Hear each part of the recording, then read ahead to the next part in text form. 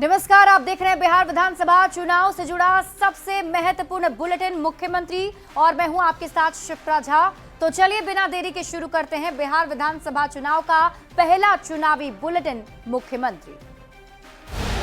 लालटेन वालों ने जंगल राज दिया, अब हम लोग कभी उसके साथ नहीं जा सकते हैं। एक मौका तेजस्वी को दीजिए, वैकेंसी ही नहीं है।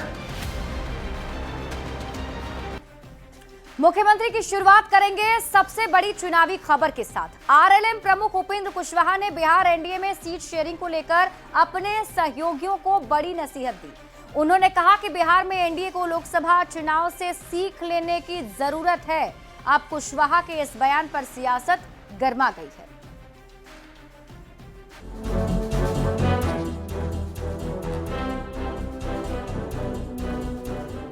मोदी सरकार में 10 साल मंत्री रहे आरा के पूर्व सांसद आरके सिंह, बिहार के कद्दावर नेता उपेंद्र कुशवाहा लोकसभा चुनाव 2025 में एनडीए के ऐसे ही धुरंधर चुनाव हार गए।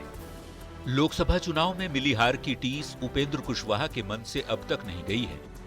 कुशवाहा का मानना है कि लोकसभा चुनाव में एनडीए ने शाहबाद और मगध में सीट बंटवारे में गलती कर दी, जिसके कारण वोटों का बिखराव हुआ और दोनों क्षेत्र में इंडिया अलायंस ने बाजी मार ली। अब कुशवाहा ने अपने सहयोगियों को सलाह दी है कि वो लोकसभा की गलती न दोहराएं, वरना खामियाजा पूरे गठबंधन को भुगतना होगा। लोकसभा में जो कुछ भी हुआ उससे हमको सबक लेनी है, सीखना है, ताकि आगे की स्ट्रेटजी दुरुस्त हो सके। और उसके आधार पर निश्चित रूप से उस समय लोगों में जो मैसेज गया बहुत अनुकूल नहीं था सीट बंटवारा को लेकर के।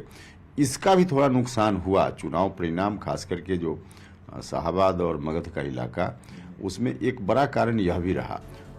कुशवाहा का बयान आते ही विरोधियों को हमला बोलने का मौका मिल गया। आरजेडी ने कहा कि एनडीए में सीट शेयरिंग पर मारामारी है। जो छोटे छोटे दल हैं एनडीए में, उनको कोई तवज्जो नहीं दे रही, उनको सीट भी देने के मूड में नहीं है।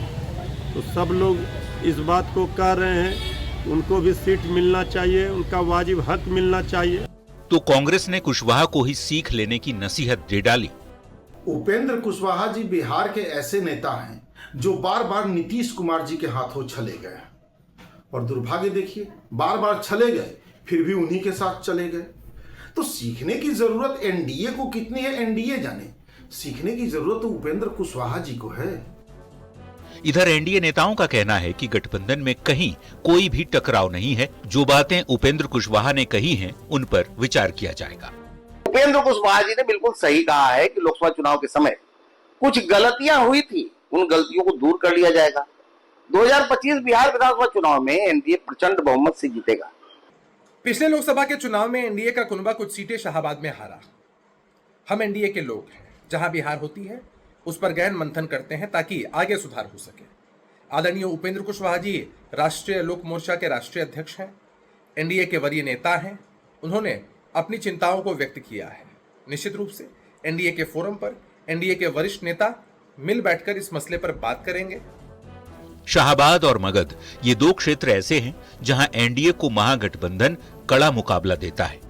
पिछले विधानसभा चुनाव और लोकसभा चुनाव में इन दोनों क्षेत्र में महागठबंधन का पलड़ा भारी रहा और उपेंद्र कुशवाहा इसका कारण सीट बंटवारे को मानते हैं। लिहाजा सबक लेने की नसीहत सहयोगियों को दी। इस सलाह को एनडीए कितना मानता है, ये आने वाले वक्त में ही पता चलेगा। न्यूज 18 के लिए दिल्ली से संवाददाता अमितेश के साथ पटना से आनंद अमृतराज की रिपोर्ट।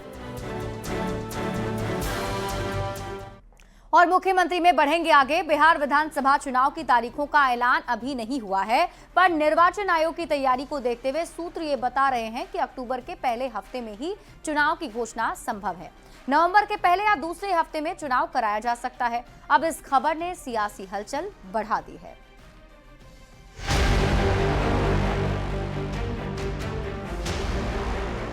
बिहार में चुनाव का बिगुल बजने से पहले निर्वाचन आयोग तैयारियों में जुट चुका है। पूरे देश में होने वाले मतदाता सत्यापन की शुरुआत चुनावी राज्य बिहार से ही होनी है। निर्वाचन आयोग ने घोषणा की है कि 1 जुलाई से वोटर कार्ड के सत्यापन का काम शुरू हो जाएगा, ताकि जिस वोटर लिस्ट में गलती है उसे सुधारा जा सके। 2003 के बाद वोटर लिस्ट में जुड़े लोगों को पात्रता साबित करनी होगी। सत्यापन के लिए दस्तावेज मुहैया कराने होंगे। 1 जुलाई 1987 और 2 दिसंबर 2004 के बीच जन्मे मतदाताओं के लिए माता पिता की जन्म तिथि का प्रमाण होना आवश्यक होगा। साथ ही 2 दिसंबर 2004 के बाद जन्मे मतदाताओं के लिए माता पिता की जन्म तिथि या जन्म स्थान का प्रमाण देना जरूरी होगा। विधानसभा चुनाव से पहले निर्वाचन आयोग के फैसले पर विपक्ष सवाल उठा रहा है। तो चुनाव आयोग के बारे में जग जाहिर हो चुका है कि जब भी भारतीय जनता पार्टी का इशारा होगा चुनाव आयोग अपनी हरकत में आएगा। तो राजद तो पहले ही से तैयार है। अब नेतृत्व तेजस्वी जी का है। अब बिहार के जनविश्वास के चेहरे तेजस्वी जी है। बिहार चुनाव आयोग से मैं यही कहना चाहूंगा कि जिस तरह से महाराष्ट्र चुनाव में उन पे सवाल उठाया गया, दिल्ली चुनाव में उन पे सवाल उठाया गया, कम से कम बिहार में इस तरह से स्वतंत्र रूप और ट्रांसपेरेंट तरीके से चुनाव करें। तो एनडीए ने निर्वाचन आयोग के फैसले का स्वागत किया और विपक्ष के आरोपों को बेबुनियाद बताया। और इलेक्शन कमीशन एक साफ सुथरा इलेक्शन कराने के लिए हमेशा कोशिश करता रहा है। अपोजिशन को भरोसा नहीं है। अपोजिशन ने महाराष्ट्र इलेक्शन में जिस तरह का आरोप लगाया और जिस तरह एक इंस्टीट्यूशन को, इंडियन इंस्टीट्यूशन को खराब करने की कोशिश हुई, उसके लिए ज़रूरी है कि जब भी चुनाव डिक्लेयर होगा हम चुनावी मोड में रहते हैं, हम आम के काम करते हैं, तो एक खुशी की लहर। चुनाव से पहले वोटर्स के सत्यापन से निर्वाचन आयोग का मकसद साफ है कि इलेक्शन साफ सुथरा और पारदर्शी हो, पर आयोग के फैसले पर बिहार में सियासत जोर पकड़ने लगी है। न्यूज़ 18 के लिए पटना से संवाददाता आनंद अमृतराज की रिपोर्ट।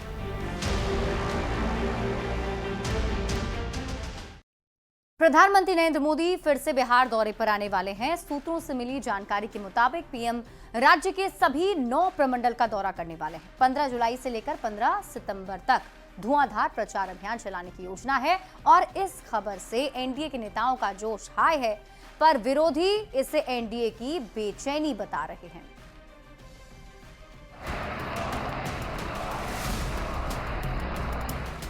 बिहार में चुनाव की घोषणा से पहले ही सियासी गहमागहमी तेज हो गई है। प्रधानमंत्री नरेंद्र मोदी एक के बाद एक ताबड़तोड़ दौरे कर रहे हैं। एक बार फिर पीएम मोदी बिहार आ रहे हैं। सूत्रों से मिली जानकारी के मुताबिक प्रधानमंत्री राज्य के सभी 9 प्रमंडल में प्रचार करेंगे। तो हम काम किए हैं, इसलिए अपने काम को, योजनाओं का शिलान्यास उद्घाटन करते हैं।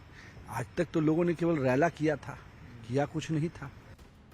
15 जुलाई से 15 सितंबर के बीच सघन प्रचार अभियान चलाया जाएगा। चुनाव की औपचारिक घोषणा से पहले सभी विधानसभा क्षेत्रों को कवर करने का लक्ष्य भी रखा गया है। लगातार हम लोग सब आदमी मिल करके काम कर रहे हैं और यही कारण है कि जो माननीय मुख्यमंत्री जी ने जो कहा है कि 2025 में हम लोग 225 सीट अगर जीतेंगे, तो इसका कारण भी यही है। पीएम मोदी इस साल 4 बिहार दौरे कर चुके हैं।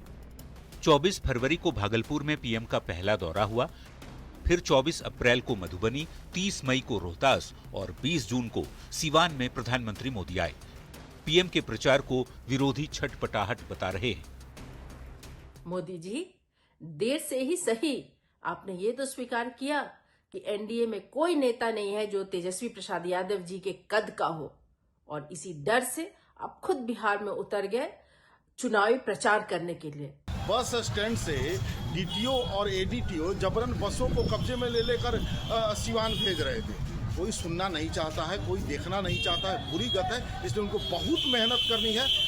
प्रधानमंत्री नरेंद्र मोदी के मिशन बिहार से एनडीए नेताओं का जोश 7वें आसमान पर है। 2025 में 225 सीट जीतने का दावा किया जा रहा है, तो विपक्ष पीएम के दौरे पर सवाल खड़े कर रहा है। न्यूज़ 18 के लिए पटना से संवाददाता शैलेंद्र के साथ आनंद अमृतराज की रिपोर्ट।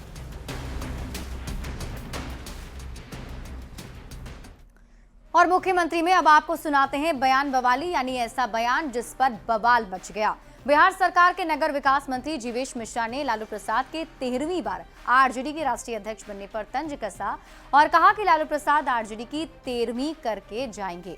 अब इस बयान पर बवाल मच गया है।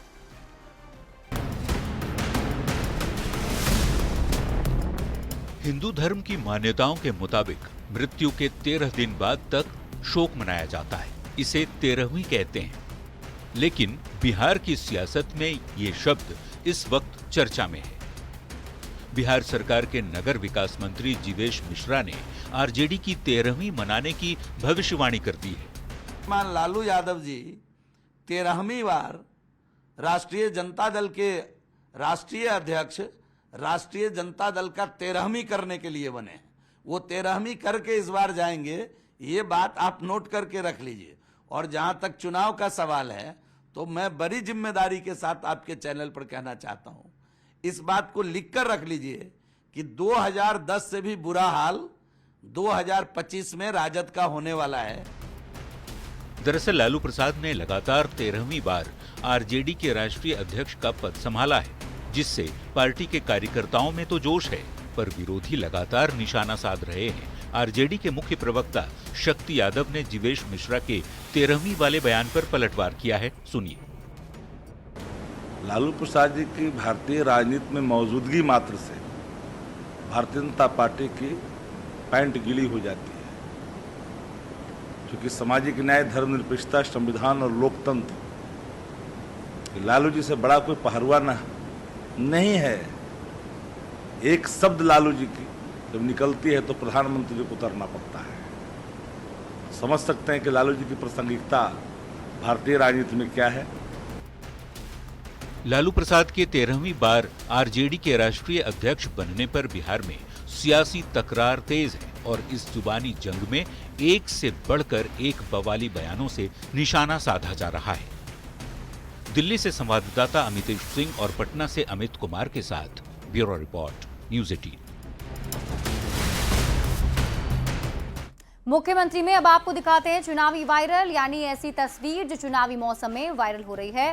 बिहार के डिप्टी सीएम सम्राट चौधरी ने कांग्रेस के राष्ट्रीय अध्यक्ष मल्लिकार्जुन खड़गे का एक बयान शेयर किया है, जिसमें वो बिहार को छोटा मोटा राज्य बता रहे हैं और सम्राट चौधरी का ये पोस्ट अब वायरल हो रहा है। बिहार में उधर छोटे मोटे राष्ट्र में जाकर कांग्रेस के राष्ट्रीय अध्यक्ष मल्लिकार्जुन खड़गे का ये बयान वायरल हो रहा है। इसे बिहार के डिप्टी सीएम सम्राट चौधरी ने शेयर किया, साथ में कैप्शन लिखा, बिहार को छोटा मोटा राज्य कहना सिर्फ अहंकार नहीं है, ये चाणक्य, कर्पूरी ठाकुर और जेपी नारायण की धरती का अपमान है। खड़गे जी, बिहार छोटा नहीं है, आपकी सोच छोटी है। बिहार का अनादर करना कांग्रेस की मानसिकता को दर्शाता है। अभिजात, उपेक्षापूर्ण और जनता विरोधी। एक बार फिर आप खड़गे का बयान सुनिए। मीटिंग तुम कर लो, मैं बिहार में उधर छोटे मोटे राष्ट्र में जाकर उनकी तकलीफात सुनूंगा, कहकर आपने इलेक्शन प्रचार शुरू किए बिहार में। चुनावी राज्य बिहार पर हर पार्टी नजर रखे है। कांग्रेस भी बिहार में खूब चुनावी कसरत कर रही है, पर इसी बीच कांग्रेस के राष्ट्रीय अध्यक्ष का यह बयान कांग्रेस के लिए मुसीबत बन सकता है। Bureau report, news 18।